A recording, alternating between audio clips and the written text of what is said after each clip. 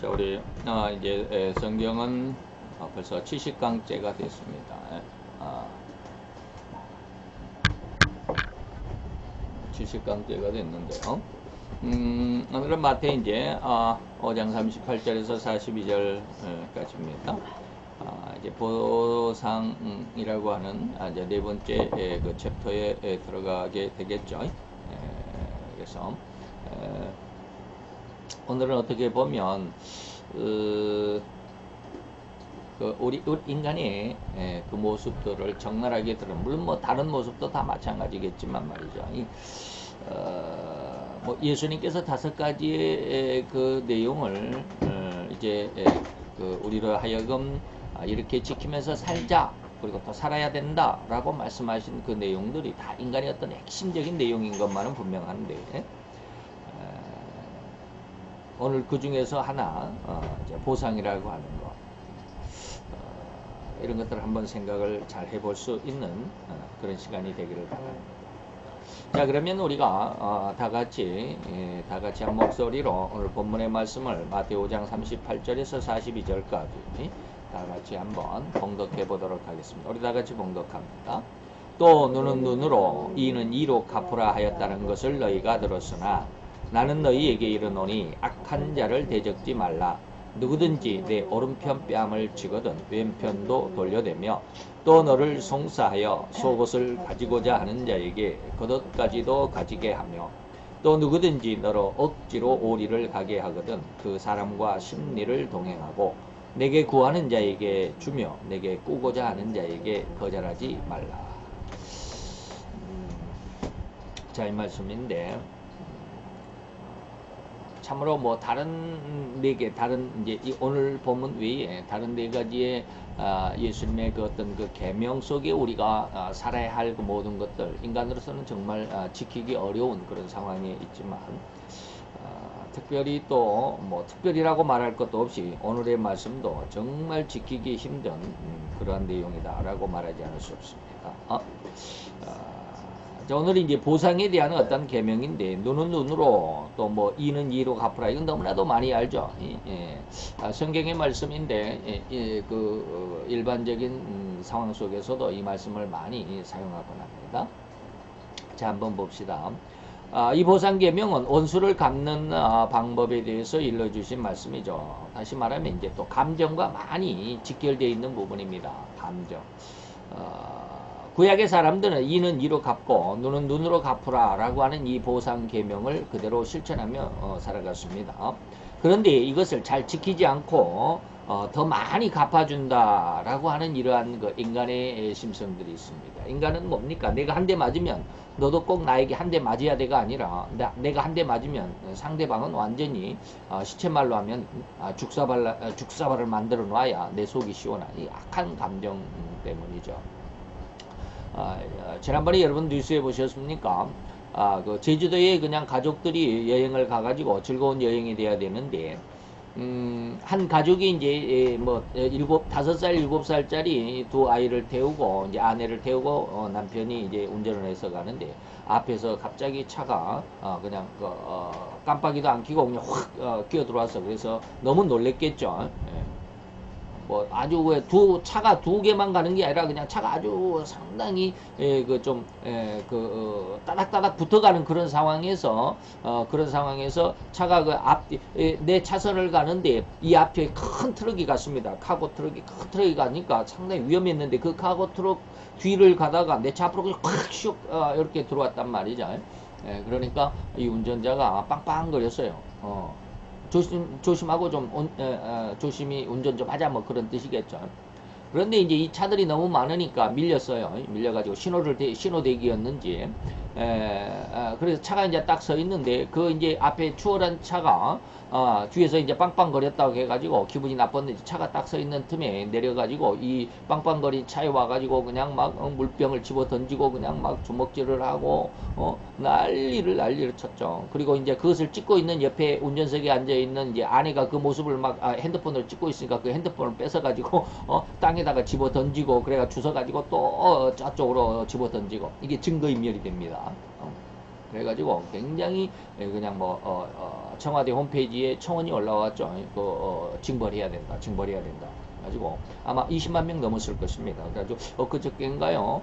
구속됐다라고 하는 그런 뉴스가 떴더라고요. 거기 그 폭력을 행사한 사람이 38살밖에 안 되는 아주 젊은 나이인데 감정을 지키지 못하죠. 인간은 절대로 빵빵한 거 그게 뭐가 큰 일이겠습니까? 근데 그거 참지 못하죠. 저도 그래요. 뭐 그 사람만 그런 게 아니라 저도 그래요. 인간의 모습은 뭡니까? 그런데 이것을 더 많이 갚아준다라는 데 문제가 있습니다. 나는 한 대 맞으면 나는 저 사람을 그냥 한 대만 때리는 것이 아니라 10대, 20대까지 때려서 완전히 녹다운을 시켜야 분이 풀리는, 그래도 분이 안 풀리는 이런 아주 악한 모습이 인간의 모습이죠. 하나님이 이것을 알기 때문에 이것이 바로 죄성이라고 하는 것인 줄 알기 때문에 엄격하게 이것을 규율을 했는데도 불구하고 이거 잘 지켜지지 않죠. 지킬 수가 없어요. 인간은 지킬 수가 없어요. 아무리 무슨 뭐 분노 조절 장애다 아무리 그렇게 이야기를 해봐야 소용없습니다. 인간을 계속 그 감정을 풀어주고 있기 때문에 인간을 어떻게 보면 조금 이 억압한 그런 모습 안에서 자유를 느낄 수 있어야 되는데, 이 억압이라고 하는 것이 억압이라고 하는 것이 자유를 내 자유를 저해한다, 피해를 준다 해가지고 이 억압된 것을 자꾸 풀어 헤쳐 놓으니까 아주 제멋대로 살아가는 거죠. 쉽게 말하면 이게 무슨 뜻이냐면, 우리가 저는 분재를 나무 키우는 것을 좋아하지는 않아요. 그리고 뭐 그런 어떤 실력도 없어요.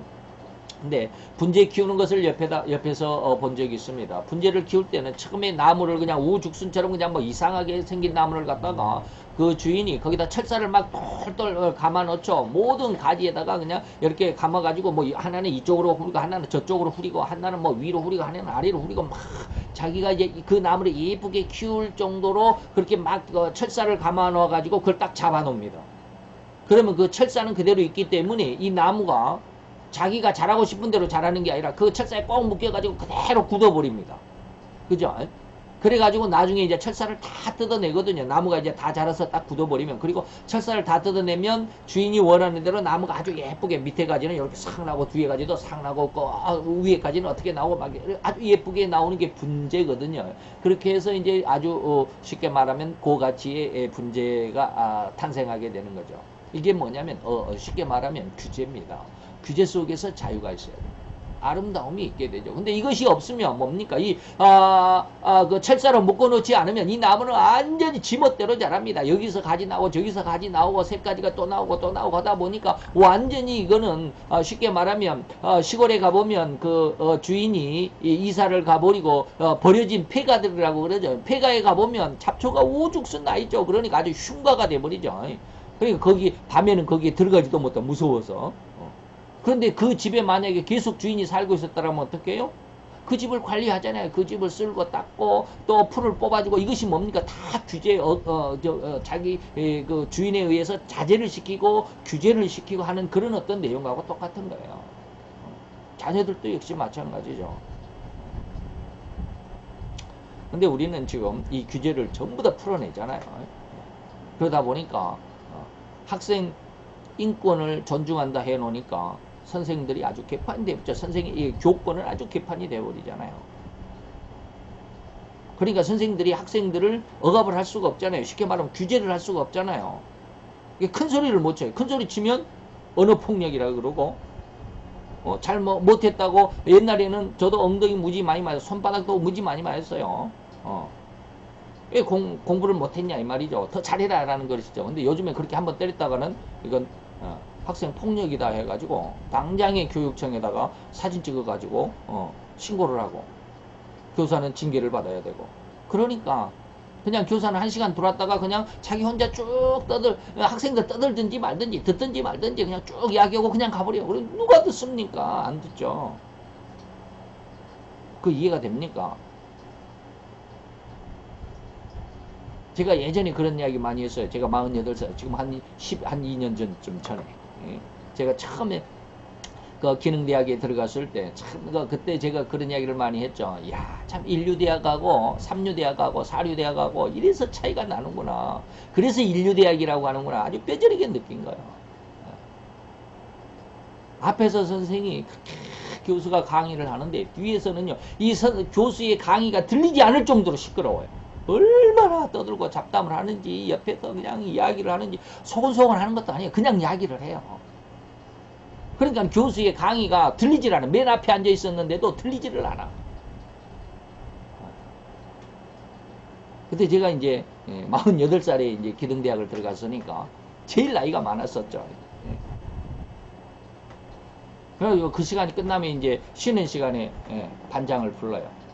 반장을 불러가지고 제발 좀 조용히 좀 하자. 강의가 안 들리지 않나요?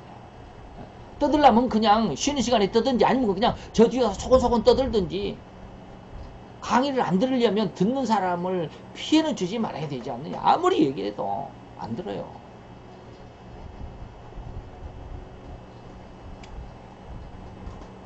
무슨 얘기하다가 여기까지 왔는지 모르지만 엄격한 규제 속에서 자유함을 얻을 수 있어야 돼요.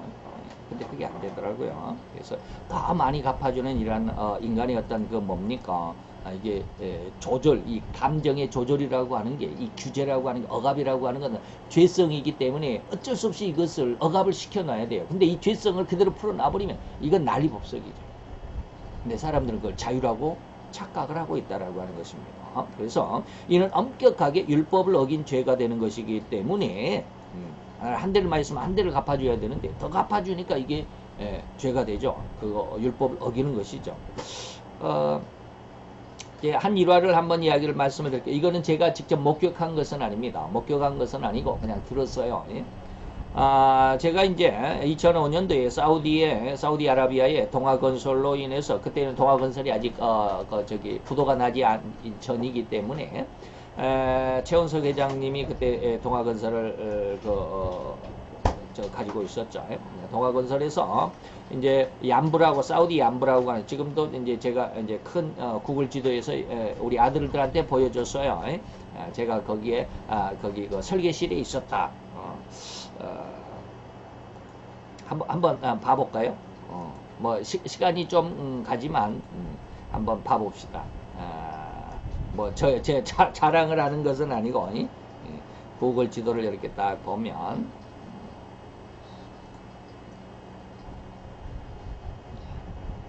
여기 좀 줄여봅시다. 쭉 줄여봅시다. 우리 대한민국 여기 있죠? 여기 대한민국 있습니다. 대한민국에서 이렇게 쭉 옆으로 중국을 지나서 16시간을 비행기를 타고 갔습니다. 16시간 비행기를 쭉 타고 가면 중국 옆에 여기 보면 인도가 크게 있죠. 그 옆에 파키스탄, 그 다음에 아프가니스탄, 그 다음에 이란 옆으로 이렇게 쭉 보면 이게 자루처럼 생긴 게 사우디아라비아입니다. 여기가 이제 사우디아라비아죠. 그 위에가 이스라엘이 있죠. 여기 이제 사우디의 수도가 어디냐면 리야드입니다. 리야드가 수도입니다. 그리고 제2의 수도가 우리나라 부산같이 제2의 수도가 메카라고 하는 것입니다. 이 메카와 메디나 사이, 이 메카 앞에가 이제 홍해죠. 옛날 이스라엘 백성들이 여기 이집트 고센 지방이 어디입니까? 이 카이로라고 하는 지역, 이쪽 지역 위에 나일강의 하구 지역에 이쪽에 고센 지역이 이쪽에 있었습니다. 그래서 여기에서 이쪽으로 이렇게 여기 시나이 반도라고 그러죠. 삼각형으로 이렇게 꼭 어금니 송곳니처럼 생긴 거, 여기서 이렇게 시나이 반도를 거쳐서 이렇게 이스라엘 백성들이 쭉 와서 시내산이 여기 있다라고 그러죠. 여기 지금 시내산이라고 그러는데 이게 시내산이 아닙니다. 여기서 이렇게 쭉 건너, 이게 원래는 이쪽으로 이렇게 왔었던 것 같아요. 이쪽으로 위로, 사우디아라비아 밑으로 이렇게 온 것이 아니고 여기 시나이 반도를 지나서 여기 쿠웨이트 쪽 지나서 여기 담맘이라고 하는 곳이 있는데 이 앞으로 이렇게 지나옵니다. 여기서 지나가서 여기가 아니에요. 지금 제가 아주 엉뚱한 곳으로 갑니다. 여기서 지나서요, 이스라엘 백성들이 여기 카이로, 여기 알렉산드리아라고, 이쪽이 아마 그 고센 지역이 이쪽 근방일 겁니다. 이쪽에서 이쪽으로 건너와 가지고요, 이 에일라트라고 하는 이스라엘의 맨 하단, 우리나라의 쉽게 말하면 남해나 되는 이쪽으로 보면 목포, 저쪽으로 보면 부산, 이쪽 좀 맨 끝머리 에일라트라고 하는 곳이 있는데, 이스라엘 백성들이 여기 고센 지역에서 이렇게 쭉 와가지고 에일랏 근처에서 이렇게 여기 누에이바라고 하는 곳 앞에서 저기 홍해를 건너갑니다. 여기서 누에이바라고 있는 것이 있죠. 예? 누에이바에서 이렇게 홍해를 건너서 이쪽에 이제 와디럼 보호지역이라고 그러는데 시내산이 바로 이쪽 근방에 있습니다. 이쪽 근방에 시내산이 여기 있어요. 시내산이 생트 카트린이라고 하는 이곳을 시내산이라고 그러는데 그러지 않습니다. 여기가 아니라 이스라엘 백성들이 고센 지역에서 이렇게 쭉 넘어서 누에이바 앞에서 건너서 이렇게 시내산을 건너서 시내산에서 쭉 북상을 해서 요단강 쪽을 따라서 여기가 앞에가 저기 사해고요. 위쪽이 갈릴리 바다입니다. 갈릴리 바다 위쪽이 아마 여기가 여리고성일 겁니다. 여리고성. 이 여리고성을 지나서 여기 예루살렘 쪽으로 들어옵니다. 어쨌든지 이스라엘은 그렇고요. 제가 일했던 곳이 어디냐면 메카 제2수도라고 그랬죠. 그 옆에 제다라고 하는 곳이 있습니다. 제다에서 쭉 제가 이제 메카에서 비행기를 내려가지고 제다로 가서 제다에서 쭉 차를 타고 약 한 350, 400km를 가면 여기 얌부가 있죠. 얌부에서 근무를 했습니다.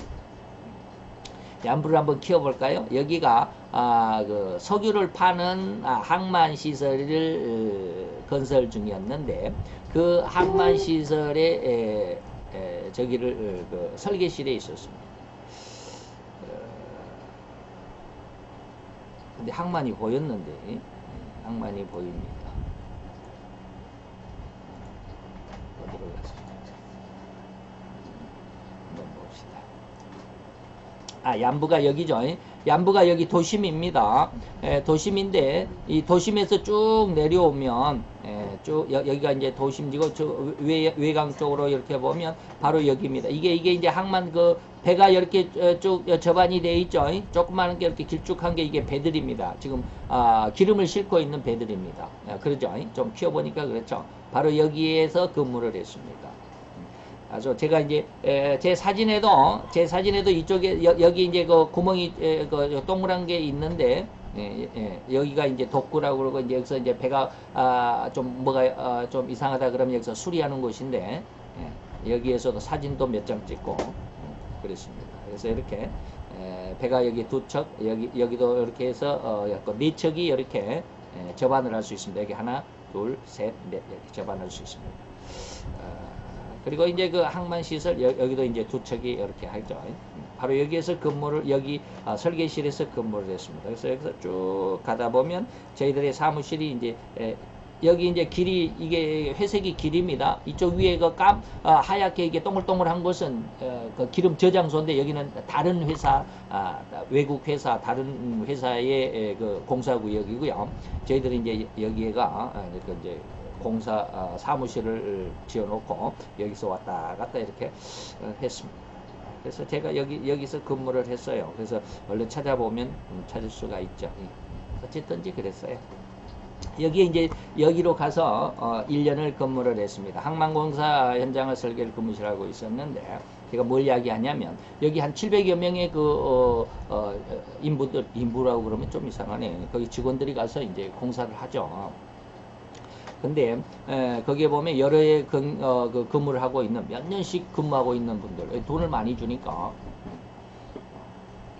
그래서 이제 하고 있었는데 거기 있는 사람들 이런저런 경험담들을 늘어놓았는데 그때 당시에는 제가 예수를 믿은 지 4개월 되고 나서 사우디를 갔기 때문에 뭐가 뭔지도 모르고 성경이 뭔지 예수가 누군지도 잘 몰랐을 때 근데 이제 지금 생각해 보면 그 말이 뭐냐면 성경에 있는 성경의 징벌제도라고 생각을 하는데 거기에서 이제 그런 이야기를 듣는 거예요. 뭐냐면 그때 나는 이제 교회 나가지 4, 5개월 정도밖에 안 됐기 때문에 그게 무슨 내용인지는 모르지만 이제 그 사람들이 하는 얘기가 어떤 분이 이제 자기가 그거를 봤대요. 어느 날 도시에 이제 이거 거기는 주일날 쉬는 게 아니라 금요일날 쉬어요. 일요일이 그냥 평상시 주간이에요. 그래서 어느 날 쉬는 날이면 방금 말씀드렸듯이 저희들이 근무하는 곳은 뭡니까? 얌부니까 여기가 얌부 도시예요. 그리고 항만은 이쪽에가 있습니다. 잘 보이십니까? 이렇게 좀 항만은 여기가 있었죠. 아까 배가 두 척 있고 여기도 있고 그러죠. 근데 도심은 이쪽 안에가 있어요. 저희들이 한 20분, 15분, 20분 정도 차를 타고 나가야 도심으로 들어갈 수 있어요. 그래서 이제 쉬는 날이면 항상 쇼핑을 나가요. 회사에서 차를 버스를 대절해줘요. 한 5대 정도 모두 그냥 나갈 사람들, 안 나갈 사람들, 쉬는 사람도 있고, 쇼핑할 사람들, 대형 버스 5대가 그냥 쫙 쇼핑하러 나갑니다. 그래가지고, 시내에다가 풀어놓으면 완전히 한국 사람들 그냥 천지죠. 자, 그런데 어느 날 어떤 사람이 갔더니 우리나라 보면 로타리죠. 그런 어떤 광장에 8톤쯤 되는 큰 트럭이 와가지고 야구공만한 돌멩이들을 쫙 그냥 도로에다 뿌려놓고 갑니다.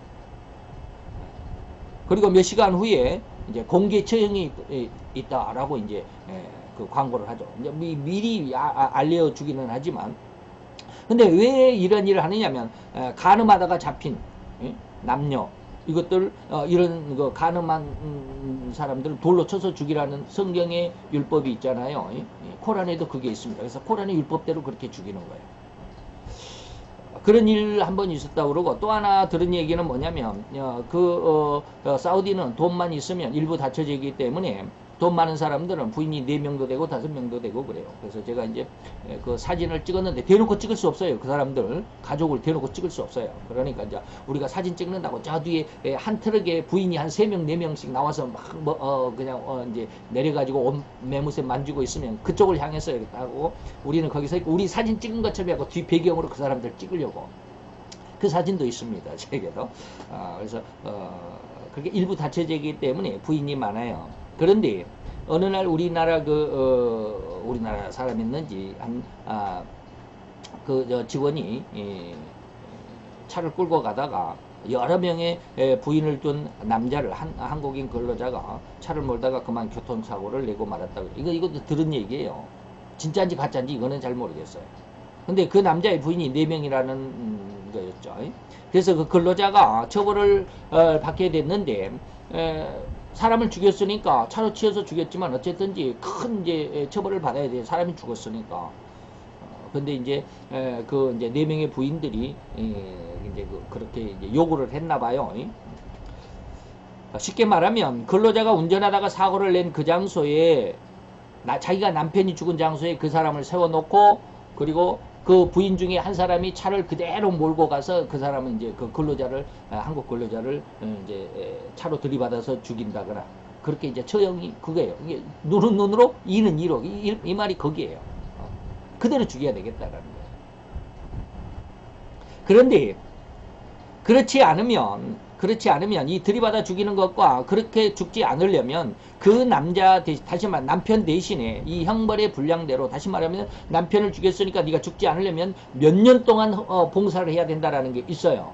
그게 그 분량이죠. 그 징벌 대신에 그 분량대로 종살이를 하는 법이 있다라고 그래요. 그러니까 두 가지 중에 하나를 택해라. 네가 죽을래? 아니면은 죽지 않고 살려면 종살이를 해야 된다. 근데 이제 뭐 7년 한 사람 죽었으니까 7년이다 그러면 7년 동안 종사를 해야 되는 거예요. 그 집에 가서. 이런 이야기가 있었다라는 거죠. 눈은 눈으로, 이는 이라라고 하는 것이죠. 이것이 바로 이에는 이고 눈에는 눈이라는 법을 그대로 받아들이는 문화가 바로 이제 그 코란을 가지고 있는 사우디아라비아의 그런 문화였습니다.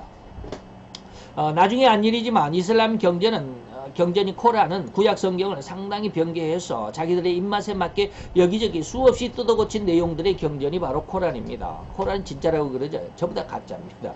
그래서 특별히 코란에는 알라의 영광을 위해서 거짓말을 할 수도 있다라는 구절이 있답니다. 이거 성경 구절이 아니고 코란 구절이죠. 그래서 이만석이라는 이분이 목사님이신데, 이분이 사우디나 이란이나 같은 뭐 이슬람 국가죠. 거기서 20년을 그 선교사로 일했던 분이 바로 이만석 목사님입니다. 이만석 목사님 인터넷 유튜브에 들어가서 보면 많이 나와 있습니다. 근데 이분이 한 20년을 이란에 가 있었기 때문에 이란 그 아랍어를 잘하죠.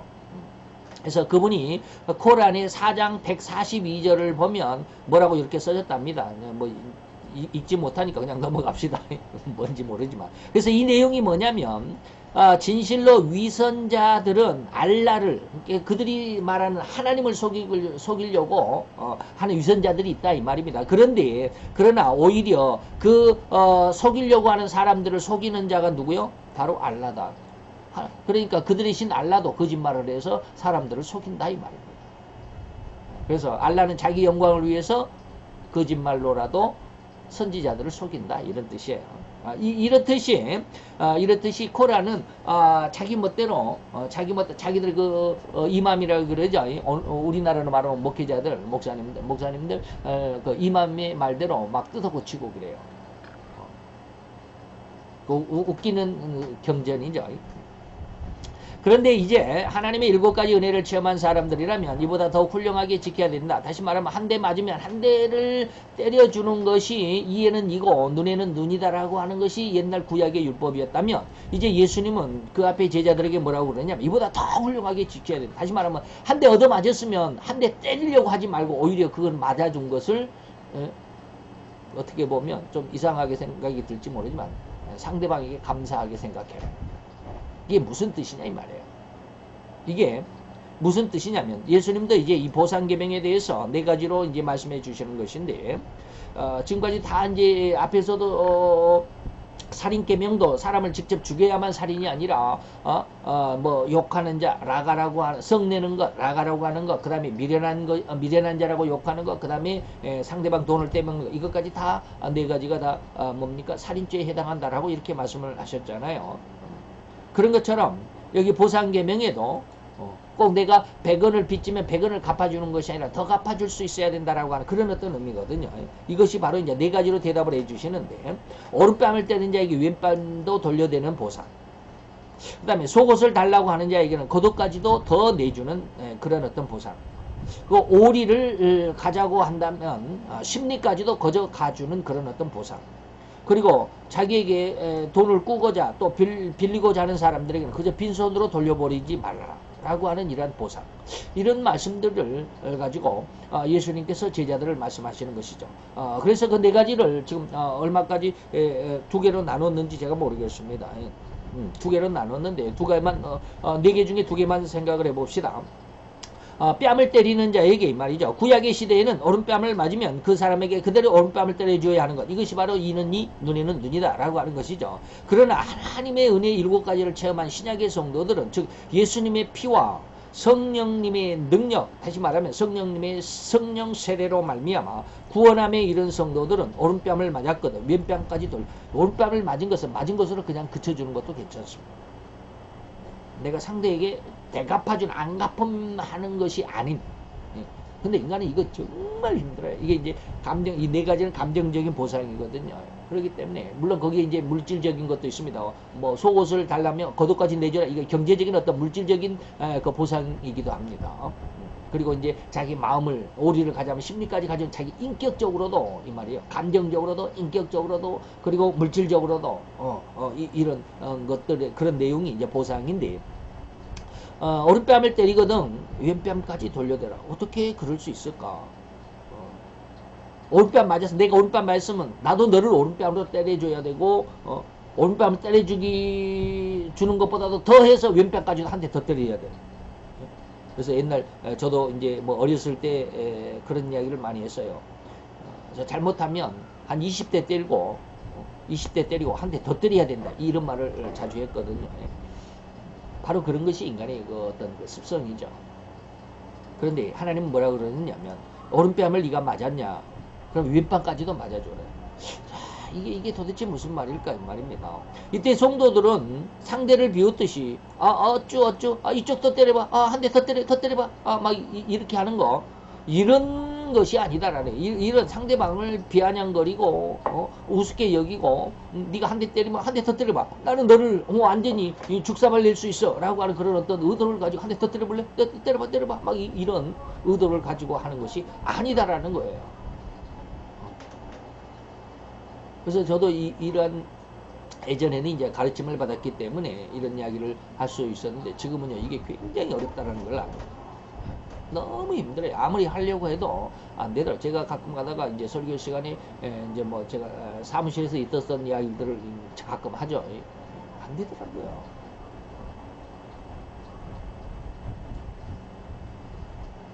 자, 늘 말씀드리는 바이지만 정말로 성령 세례의 권능은 이 성령 세례의 권능이 없이는 이게 이루어지질 않습니다. 아무리 훌륭한 사람이 아무리 뭐 수양을 많이 하고 아무리 뭐 대학을 나오고 대학원을 나오고 무슨 뭐 심리학을 하고 뭐 상담학을 하고 무슨 뭐 철학을 안 돼요. 인간은 이 세상의 학문을 가지고서는 결코 인간의 죄성을 다스릴 수가 없어요. 왜? 인간의 학문은 인간적인 것이고요. 세상적인 것이지만 인간의 성품은요 영적인 것이기 때문에 그렇습니다. 이게 차원이 달라요. 쉽게 말하면 물과 기름이에요. 이게 섞이지 않고 이것이 서로 간에 이게 간섭이 안 돼요. 아무리 뭐 교육을 해가지고 아까 제가 이제 뭐 저 억압 규제 속에서 자유합니다라고 하는 것은 규제한다고 그래서 죄가 없어지는 건 아니에요. 네? 억압을 할 수는 있어요. 그래서 분노를 조절할 수는 있어요. 분노를 없앨 수는 없어요. 그러나 영적인 것은 뭡니까? 이 분노를 조절하는 것을 넘어서 분노를 없앨 수가 있다는 거예요. 이게 바로 오늘 예수님께서 우리에게 말씀하시는 거예요. 이게 뭡니까? 예수님의 피와 성령의 세례의 권능입니다. 늘 여러분들에게 말씀드렸던 이기는 권능입니다. 이것은 이 권능은 우리에게 호리만큼의 죄라도 용납하지 않는 완전한 이 말이에요. 결코 호리만큼의 죄라도 남아있지 않는 이것이 뭡니까? 성령 세례의 권능이기 때문에 그렇습니다. 그래서 그렇기 때문에 상대에 대하여 호리만큼의 반발하는 것도 부정적이거나 상대방에 대항하고자 하는 그런 마음이 없다라는 것입니다. 이해가 되십니까? 제가 오늘 제가 컴퓨터 바탕화면을 바꿨어요. 바탕화면을 바꿨는데 제 사진 중에서 그래도 뭐 좀 괜찮은 것으로 제가 이제 바꿨는데 얼굴을 한번 볼까요? 이거는 안 보이네. 보이시죠? 삽교천에 가서 찍은 사진인데 혼자서 셀카로 찍은 사진인데 얼굴이 포동포동하죠. 지금도 역시 마찬가지예요. 머리에 모자를 썼으니까 지금 이렇게 벗어진 것이 안 보이지만 이때도 지금 불과 한 2년 전이니까. 근데 가까이서 보니까 뭐예요? 병색이 있어요? 없어요? 없어요. 병색이 없잖아요. 누가 이 사진을 보고 3.5기 암 환자라고 말할 수 있겠어요? 없죠. 지금 왜 이런 말을 하느냐면 저는 암에 대해서 전혀 불안함이 없어요. 마음 자체가 없어요. 그게 뭡니까? 이건 저는 가끔 여러분들에게 말씀드리지만 성령 세례의 한 일부 맛보기로 하나님께서 나는 이 암에 대해서만큼은 이게 바로 하나님의 성령의 역사다라고 하는 것을 알려주시는 것 같다라는 말을 제가 여러분들에게 몇 번 말씀드렸잖아요. 암에 대해서 전혀 저는 뭐 생각조차 없어요. 이상하리만큼 제 자신도 이상하리만큼 암에 대해서는 생각이 없어요. 아무리 암에 대해서 내가 무슨 암 3.5기 직장암을 수술한 암 환자라고 아무리 내 자신이 되뇌봐도 그때 그 생각뿐이에요. 나는 그냥 오늘 아침에 예배 전에 제가 잠깐 어떤 동영상을 하나 봤는데 다리에 암이 있어가지고 다리 종아리가 완전 축구공만. 그래서 그것을 잘라내가지고 아주 힘들어하는 그 청년의 아주 몇 년 전에 있었던 것 같아요. 근데 굉장히 힘들어 하시더라고요. 그래서 이제 뭐 다리를 잘라냈다 그래서 그러긴 하는데 이제 그 이후에는 뭐 잘 살아가겠죠. 어쨌든지 그러지만 내 전 인격이 이런 하나님의 성령의 지배를 받아야 됩니다. 그래서 내가 살아가되 내가 지금 암에 대해서 전혀 생각이 없는 것처럼 내가 완전히 하나님의 성령의 그런 어떤 지배와 성령의 인도 속에서 성령 세례의 은혜 가운데 그 권능 속에 내가 들어가게 되면 세상에 돈이 내 마음속에 들어오질 않습니다. 세상의 명예나 권세가 내 마음속에 들어오질 않습니다. 내 속에 그냥 하나님의 평안이 꽉 차 있기 때문에 세상적인 것이 들어올 틈이 없어요. 그렇기 때문에 세상을 이기는 겁니다. 우리는 제가 지금 지금은 아직 그런 어떤 성령 세례의 어떤 그런 은혜까지 아직은 성장하지 못했기 때문에 지금은 뭐 한 달에 200만 원의 어떤 그런 월급을 가지고 살지만 예? 지금 생각을 해요. 한 달에 한 1000만 원만 월급을 받는다면 얼마나 좋을까? 여러분 그렇게 생각합니까? 1000만 원 월급을 받으면 굉장히 좋겠죠.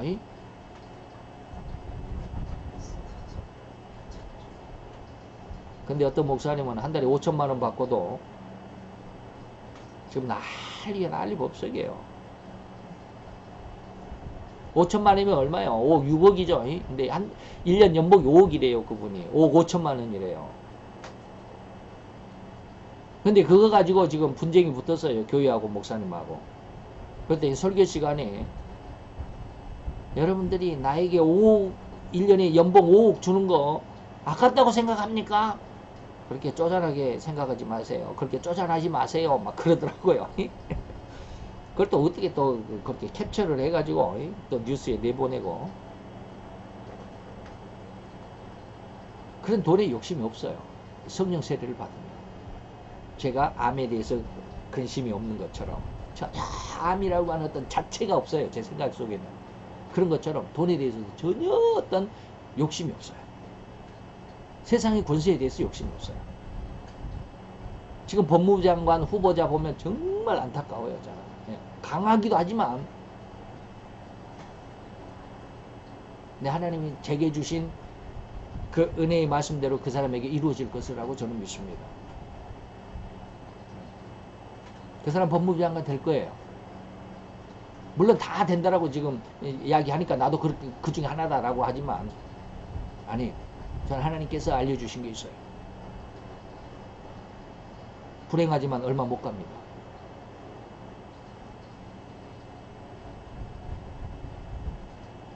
법무부 장관 돼가지고 얼마 못 가요. 두고 보세요. 얼마라고 저는 기간은 하나님 앞에 받은 바 없지만 1년 못 갈 거예요. 안타깝잖아요. 근데 그걸 모르잖아요. 자기 자신의 앞날을 모르기 때문에 난 이거 해야 되겠다는 아주 강한 어떤 욕심이잖아요. 가족들이 아주 그냥 풍지박산되잖아요. 얼마나 지금 이 사회적으로 공격과 지탄의 대상이 됩니까? 인격을 말살되고 인격 말살의 정도까지 가는 이런 상황 속에서도 자기 자신을 지키고 있다는 게 대단한 것이지만 그건 저는 대단하다, 좋은 쪽으로 대단하다라고 하는 것이 아니라 좀 부정적인 쪽으로 정말로 강하구나. 그게 밥상의 올무가 될 수 있다라는 걸 하나님께서 저에게 주신 적이 있어요. 어쨌든지 그렇습니다. 그렇게 세상적인 어떤 욕심이 없어요. 성령 세례는 아무것도 명예도 권세도 아무것도 욕심이 없어요. 그래서 제가 다니엘이 그래서 사자굴에 들어갈 수도 있어요. 왜? 사자가 안 무서워서가 아니라 세상에 그 다리오 왕이 아주 최고의 인정을 받고 있는 세 번째 치리자잖아요. 세 번째 권세 아래 세 번째 자리에 있는 첫 번째는 뭡니까? 왕. 두 번째가 어딥니까? 부인이에요. 왕비. 세 번째가 총리 대신입니다. 근데 그 총리 대신 자리에 3명이 있었잖아요. 3총리가 있었어요. 그 중에서 제일 총리가 다니엘이에요. 쉽게 말하면 왕의 가장 신임을 받는 자가 누구냐면 다니엘이었어요. 돈도 많았겠죠. 70년을 총리를 몇 년을 지냈는지 모르지만 좌우지간 그건 한 20, 30년은 총리로 지냈을 것이니까 돈도 많이 벌었겠죠. 당시로. 근데 다니엘 전혀 돈으로 세상을 살아가지도 않았고요. 자기 총리라고 하는 그런 권세로 세상을 살아가지 않았어요. 왕의 신임이 있어서 왕만 믿고 아주 날뛰는 그런 어떤 권력을 남용하는 그런 사람도 아니었어요. 오로지 하나님만 믿었던 사람이에요. 이게 뭘까요? 그 속에 세상적인 욕심이 없었기 때문에 그렇죠. 이게 어떠한 뜻이냐면 마치 이제 우리 인간의 모습 안에서 이것을 비유하자면 뭐 정확하고 딱 적합하다라고 할 수는 없지만 대충 비슷한 것이 뭐냐면 마치 호리만큼도 서운함이 없는 손자의 모든 재롱을 받아주는 할아버지의 마음이 바로 이런 것이다. 자기의 아이를 낳고 소대변일지라도 눈 하나 깜짝하지 않고 그것을 웃으면서 좋아하고 자기 아이의 그 기저귀의 똥을 요즘에는 그냥 뭐 일회용이니까 다 싸가지고 다 내버리고 그러지만 옛날에는 헝겊이기 때문에 다 엄마가 그걸 빨잖아요. 애기 똥 묻은 것을 그대로 다 빨았어요. 뭐 자기 손에 묻잖아요. 엄마 손에 묻어요. 그런데도 엄마는 즐거워요. 뭐 똥 한번 이렇게 우리다가 화장실에 가가지고 한번 뒤처리를 하다가 손에 조금 묻으면 난리죠. 좀 빨리 손 닦아야 된다고 비누로 그냥 빡빡빡 몇 번씩 빡빡 닦고 빨리 치잖아요. 근데 아기 똥은 안 그래요, 엄마는. 요즘에는 이제 헝겊 기저귀가 없으니까 뭐 안 그러지만 옛날에는 다 그랬어요. 그 아기의 똥 묻은 기저귀를 아무렇지도 않는 듯 만지기도 하고요. 빨래를 하면서도 엄마는 기뻐하잖아요. 바로 그런 엄마의 마음이 성령 세례를 받은 온 세상에 대한 마음이 바로 이런 마음이에요. 그러니까 아기가 아무리 할아버지한테 가가지고 할아버지 막 이 가슴을 펑펑 치고 할아버지 무릎에서 그냥 홀쩍홀쩍 뛰어도 할아버지 너무 좋잖아요. 그냥 기쁘기만 하고 그냥 이쁘기만 하고 그냥 좋기만 하잖아요. 자기 무릎이 아픈데도 불구하고. 그게 뭐요? 이 아이에 대한 사랑이 내 다리가 아픈 것보다 더 크기 때문에 이 아이의 사랑이 그냥 그 아이를 포용해버리는 거예요. 세상 하나님의 사랑이 너무 크면 성령 세례의 은혜가 내게 충만히 덮이면 세상의 모든 것을 포용해버릴 수 있다 이 말이에요. 그래서 권세도 그쵸. 그렇게 이렇게 그냥 온 가족을 풍지박살 내면서 나는 꼭 장관이 돼야 되겠다라고 그런 욕심 없어요. 돈을 더 많이 벌겠다. 요즘 LG, 현대가 3세들, 손자들이죠. 사장의 손자들. 지금 난리잖아요. 그런 어떤 욕심, 세상의 어떤 즐거움과 쾌락이 돈이 많으니까 뭘 어떻게 해야 좀 더 즐거운 삶을 살 수 있을까라고 하는 이런 것들을 아주 추구하다 보니까 그 엉뚱한 곳에 가가지고 그렇게 했는데 참 안타깝죠. 돈이 많으면 그럴 것 같아요. 돈이 없으니까 우리 저점 이제 좀 그러긴 하지만 어쨌든지 지나갑시다. 오로지 상대에게 그렇게 사랑의 마음만으로 대할 수 있는 성품이 진실로 이러한 성령 세례를 부음받은 성도의 심성으로 조금은 비교할 수 있겠다라고 여러분들에게 말씀드리는 거예요. 하나님의 백성된 자가 바로 이러한 성품을 가져야 됩니다. 이러한 말은 아직 하나님의 자녀가 덜 된 우리들에게는 그저 이론적으로 생각해요. 저도 예전에는 이론적이 야 정말 그게 가능할까 옛날에는. 그러나 이론적인 어떤 생각, 이론적인 어떤 열매라고 생각되실 수도 있습니다. 그러나 진정으로 하나님의 자녀가 된 사람들, 곧 예를 들어서 스데반 집사 그런 삶을 살았잖아요. 그런 성품으로 변한 사람이 어찌 없다고 할 수 있겠냐 이 말이에요. 많지는 않지만 있습니다. 그걸 뭐요? 그걸 우리가 표본으로 삼아야 돼. 그리고 우리의 기도와 우리의 신앙의 종착지가 거기에야 된다는 거예요. 성령 세례해야 돼. 즉 오른뺨을 때리면 아무런 악의가 내 속에 올라오지 않아야 돼. 할아버지가 아기를 이렇게 손자를 이렇게 무릎에다가 놓고 이게 막 즐거워서 지금 기뻐하고 있는데 어떻게 하다가 그냥 이 손자가 막 얘들은 그냥 막 손을 흔들리잖아요. 헐다가 할아버지 뺨도 막 때리고 그러잖아요. 그러면 할아버지가 갑자기 그냥 뺨 때렸다고 이 손자한테 그냥 정색을 하고 이 녀석이 할아버지 뺨을 때리고 그리고 그냥 이렇게 집어 던질까? 그런 할아버지 없어요. 할아버지는 뺨을 맞아도 손자가 너무 이쁜 거야. 이해가 됩니까? 나는 아직 손자가 없어서 그런 마음을 여러분들에게 적나라하게 보여드리지는 못하지만 아까 제가 사우디 얀부에 갔을 때는 제가 거기에 갔기 때문에 여러분들에게 그렇게 보여드릴 수 있었어요. 거기 사진도 다 있어요. 거기 기초공사 해가지고 참 이렇게 했던 사진. 지금 제 컴퓨터에는 없지만 옆에 외장 하드에는 있었는데 외장 하드가 연결되면 그 사진 보여드릴 수 있는데 지금은 없어요. 자, 아무런 악의가 올라오지 않는 이런 마음. 제가 말씀드렸듯이 저는 지금 암에 대해서 전혀 어떤 생각조차도 없는 불안함이 전혀 없는 그늘조차도 없는 그런 마음. 전체적으로 우리 인격 전체적으로 이런 모습이 돼야 돼요. 근데 저는 이제 그것을 한 가지에서만 지금 느끼고 좀 그렇게 누리고 살아간다라고 이렇게 말씀을 드릴 수 있겠죠. 자, 그렇게 피해를 당하고도 오히려 더 주지 못해서 안타까워하는 그 마음이 뭐냐면, 야, 참 흙으로 된 인생들이 오죽했으면 이럴까 하는 그런 안타까워하는 마음이 있다 이 말이에요. 정말로 이런 마음이 있을까? 이러한 식으로 이렇게 안타까워하는 마음으로 나타났기 때문에 왼뺨이라도 돌려대고 당신의 한을 풀어드릴 수 있다고 한다면, 그렇게 하고 싶다면 내 왼뺨까지 돌려대고 당신이 평안을 누릴 수 있다면, 그렇게까지 해도 내가 왼뺨까지 돌려줄 수 있고, 내가 당신을 위해서 내가 희생이라도 해줄 수 있다, 이런 마음이 드어야 됩니다. 할아버지는 그러잖아요. 자기 손자를 위해서 희생합니다.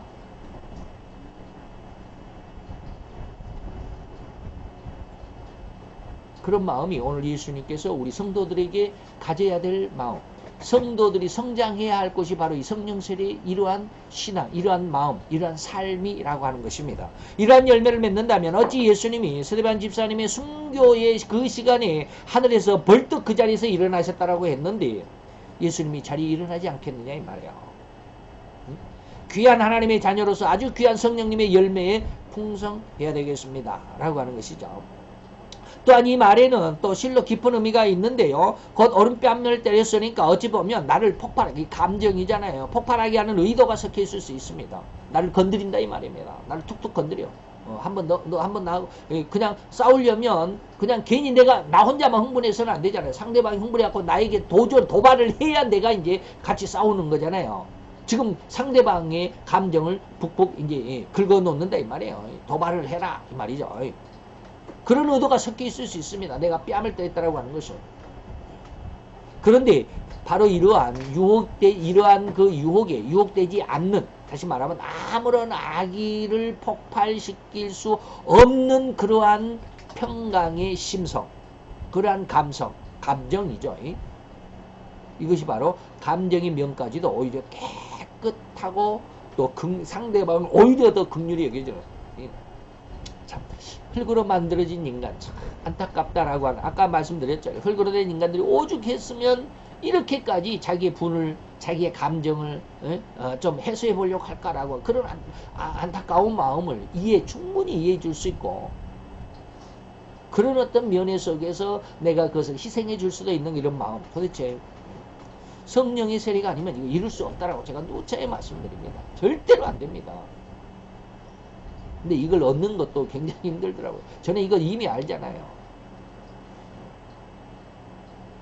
지금 10년이 넘었어요. 이것을 위해서 기도한 지 10년이 넘었어요. 2002년도, 2004년도부터 제가 기도를 시작했으니까 15년 됐잖아요, 지금. 근데 아직까지 안 돼요. 물론 그때는 이제 참 이것을 완전히 지금처럼 알고 있는 거잖아요. 그때는 이제 알려고 시작한 것이 2004년도부터 제가 이제 기도를 시작했으니까 그때는 이제 이런 것을 위해서 추구하는 그런 어떤 과정이었고요. 지금 이렇게 확실히 이렇게 아는 것은 불과 몇 년 안 돼요. 그렇지만 이것을 위해서 기도한 지는 벌써 15년이 넘었어요. 근데 잘 안 되더라고요. 하나님 왜 이렇게 오래 걸립니까? 하나님 응답은 없으신데 이 시대에 대해서 하나님이 한 개 하나하나 알게 하시는데 좀 두려울 때도 있어요.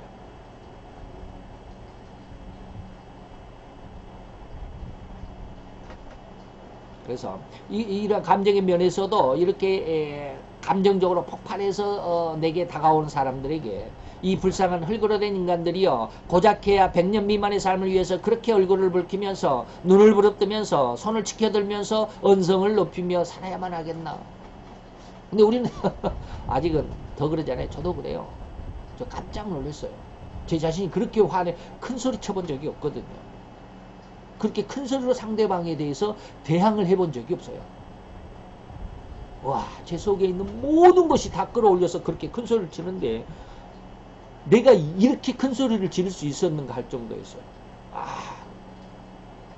깜짝 놀랐어요. 저도 그렇게 큰 소리 쳐놓고 내가 언제 이렇게 큰 소리로 화를 내본 적이 있었나. 처음이었거든요. 깜짝 놀랐었죠.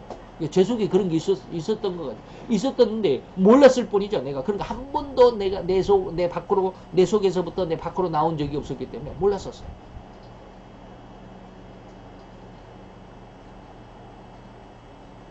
흙으로 만든 인간이 그렇게 살아갈 수밖에 없어요. 그래서 얼마나 안타까워, 얼마나 세상 속에 그렇게 흙으로 된 인간의 모습 속에 살아가려고 아둥바둥하는 그 모습이 안타까웠기 때문에 그러한 모습에 긍휼과 자비의 마음으로 그들의 그런 감정, 그렇게 나타나는 혈기를 이해해주고 오히려 그러한 그들을 용서해 줄 수 있는 그 마음이 진정 하나님이 원하는 마음이에요. 이게 진정한 하나님께서 세상에 인간을 만드신 진짜 목적이 바로 이것인 것입니다. 그 과정이 너무 힘들죠. 그래서 제가 늘 당금질에 대해서 이야기를 했지만 정말로 당금질이 이 20번, 30번까지 가야 강철이 돼 나오는 거예요. 예수님은 나를 위하여 그렇게 조롱을 당하시고 멸시하는 그 뺨을 때리는 그런 사람들까지라도 용서해 주셨어요. 예수님 자신이 용서한 것이 아니라 예수님이 우리를 대신해서 용서해 주십니다. 예수님은 그런 처분을 받을 필요가 없잖아요. 죄가 없으신 분이기 때문에 채찍을 맞을 필요도 없고요. 옷을 벗기는 그런 부끄러움, 창피를 당하실 필요도 없고요.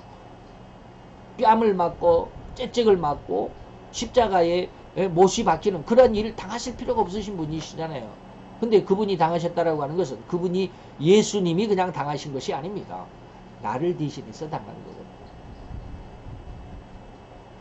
그럼 예수님은 그렇게 고통을 당할 때 억지로 참았을 거야. 아픈데도 참았을 거야. 물론 아프긴 하죠.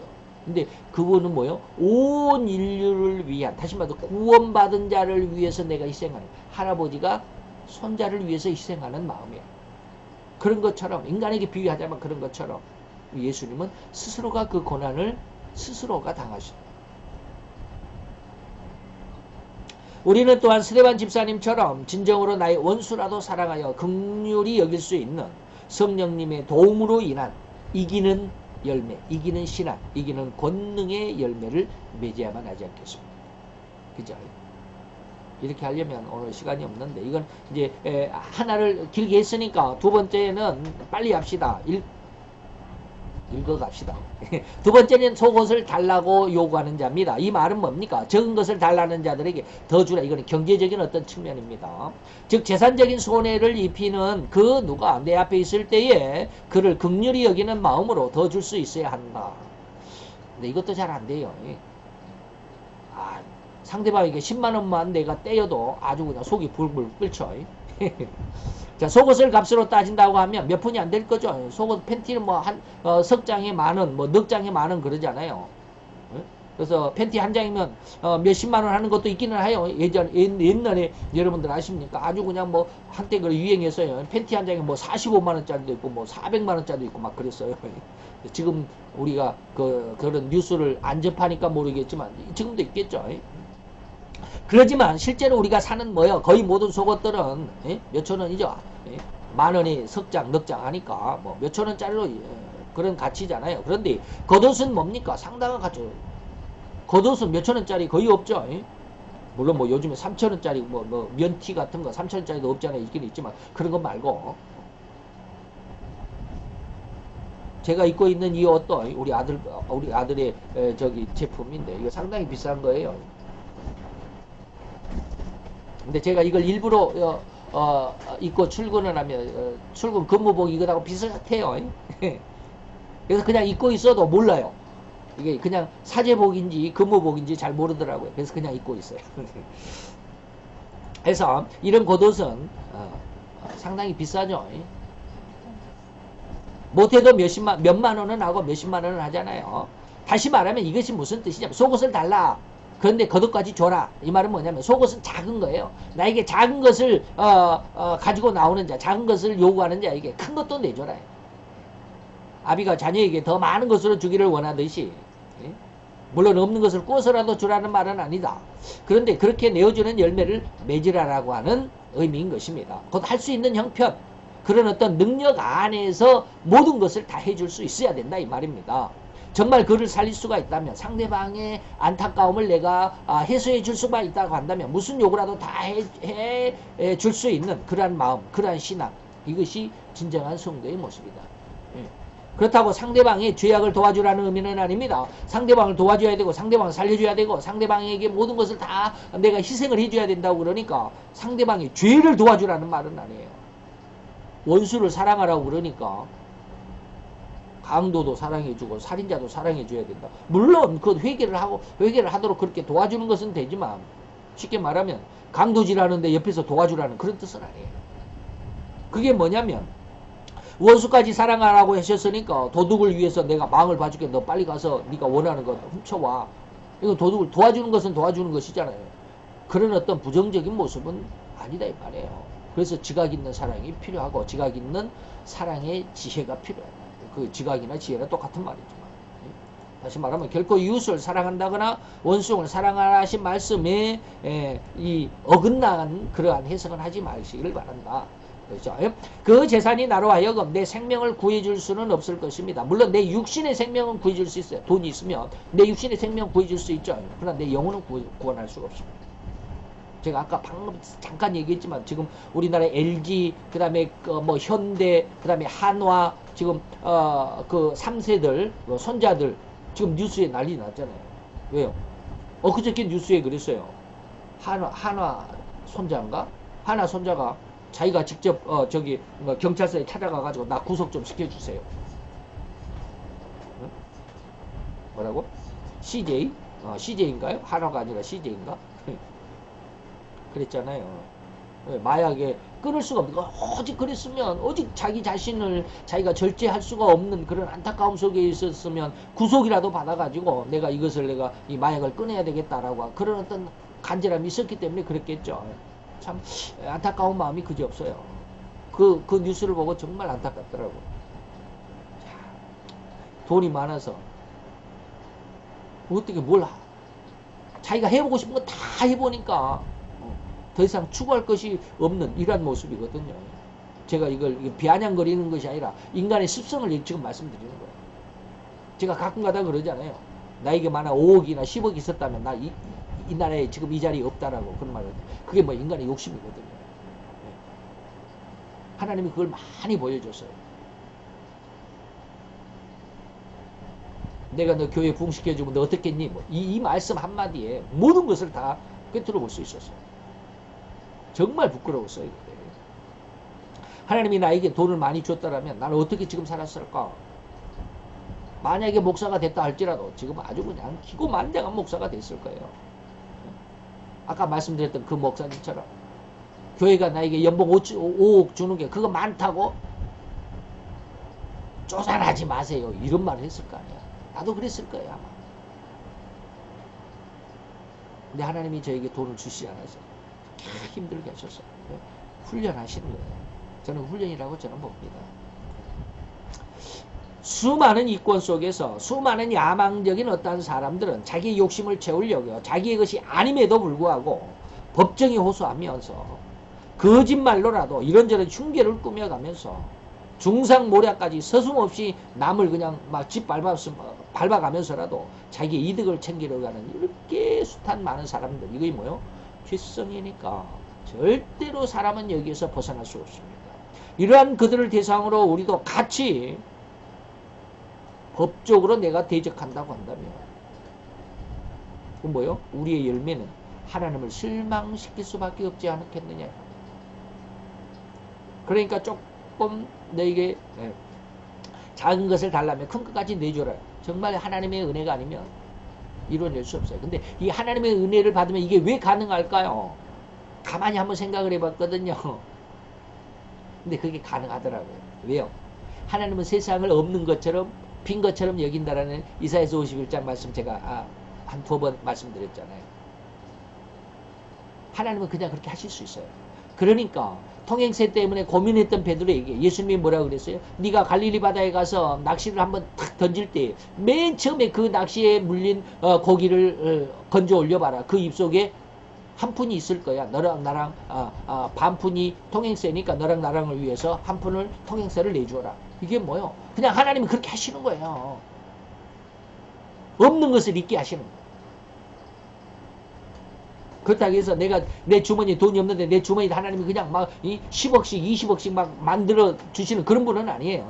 그렇게 생각하면 안 돼. 옛날에는 그렇게 많이 생각. 하늘에서 그냥 막 하나님 앞에 기도하면 하늘에서 돈이 그냥 뚝 호박이 덩굴째 떨어진다라는 속담처럼 그렇게 떨어질 줄 알았어요. 옛날에 그런 것들 많이 기대했거든요. 아니에요. 절대 아니에요. 하나님이 우리에게 주신다라는 게 기가 막히게 주십니다.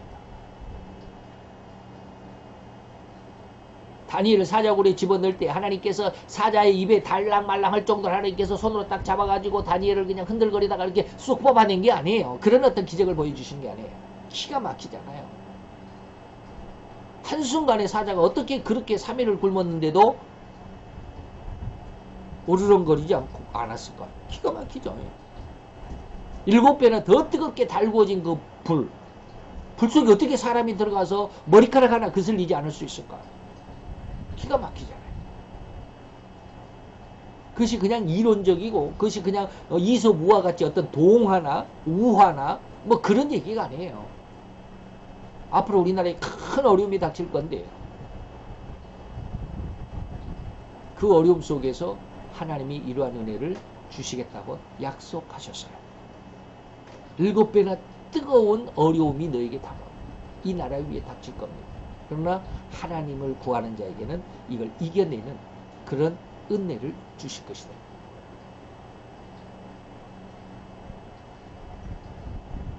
억지 춘향으로 지금 해석하는 거 아니에요.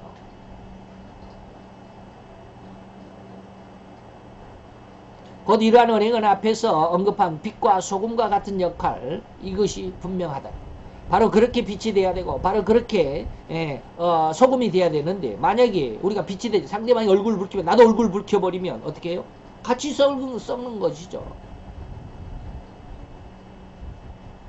같이 싸우게 되면 뭐야? 썩음이 2배가 되어버리는 것이죠. 그래가지고는 하나님의 아들로 하나님의 딸로서의 자격이 없다. 하나님의 영광을 드러낼 수가 없다라는 거예요. 예수님은 그 속옷까지 하나님의 말씀을 이루시기 위하여 다 벗겨지고 부끄러움을 개의치 아니하시고 이 못난 우리 인간들을 위해서 특히 나를 위한 구원의 길만을 생각하셨기 때문입니다. 그래서 그러한 고난을 환난을 당하신 것입니다. 이러한 열매를 우리도 맺어드릴 수 있도록 해야 합니다. 많은 열매가 맺히면 맺힐수록 하나님은 더 기뻐하신다라고 요한복음이 기록하고 있습니다. 그것이 바로 예수님이 스데반의 순교의 자리에서 일어나셨던 것처럼 우리를 위해서도 예수님의 그 자리에 하나님의 우편 보좌에 앉아 계신 예수님이 벌떡 일어나실 수 있는 그런 신앙의 축복이 주어지게 되기를 축원해 맞이하십니다. 기도합시다. 할렐루야. 주님 여호와여 주께 감사함을 드리나이다. 주의 영광 앞에 있는 사랑하는 귀한 아들과 딸들 위에 주님 함께 하시고 오늘도 주님 말씀 속에서 우리가 어떻게 우리의 감정을 우리의 재산을 그리고 우리의 인격적인 모습을 세상 가운데 드러내야 하며 또 그런 열매를 맺어야 하는지 하나님 우리로 하여금 이 열매에 이러한 하나님의 신앙의 풍성함에 더 성장할 수 있고 그 열매를 맺기까지 충분한 그리고 완벽한 주님의 아들로 딸로 성장케 하여 주옵소서. 우리 주님의 귀한 은혜와 은총이 여기에 그리고 또 우리 가운데 그리고 이 말씀 가운데 있음을 믿고 감사함을 드리며 예수 그리스도의 이름으로 기도드려 사옵나이다.